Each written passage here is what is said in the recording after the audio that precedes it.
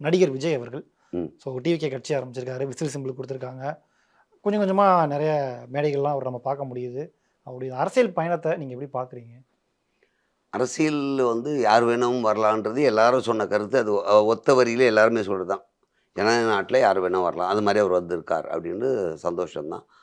But என்னன்னா, எனக்கு தோன்ற ஒரு விஷயம் என்னன்னா, அவர் எந்த குறிக்கோளுக்காக வந்தாரோ, அத சரியாக கொண்டு போணும்ன்றது தான் என்னுடைய எண்ணம். ம், ம். அரசியலுக்கு எதுக்காக வந்தாரோ, அத சரியா கொண்டு போணும்னா, அதுல நெறைய வேலைகள் இருக்கு. அதெல்லாம் அவர் சரியா பண்ணணும், பண்ணியிருப்பாருன்னு நான் நெனைக்கிறேன். ஏன்னா, இது ஒரு சாதாரண விஷயம் இல்ல. சினிமா மாரி கூட கிடையாது. அரசியல் அத விட ரொம்ப கடினமான ஒரு விஷயம். நான் ஒரே ஒரு விஷயம் சொல்றேன். நான் இந்த பதவியில இருக்கேன். ம். உதாரணத்துக்கு சொல்றேன், இந்த பதவியில இருக்கேன். எனக்கு ஆப்போசிட் பார்ட்டி என் பேர கெடுக்க என்ன வேணா பண்ணலாம். என் ஆள்லயே 2 பேர் என்ன புடிச்சவனே அவனுக்குள்ள சண்டை இருக்கலாம். ஒருத்தனை நான் கூப்பிட்டு வச்சு தட்டினேன்னா, அடுத்தவனுக்கு கோவம் வரலாம். அவனே எனக்கு ஆப்போசிட்டா மாறலாம். அவனே இவனுக்கு ஆப்போசிட்டா மாறலாம். இது நீங்க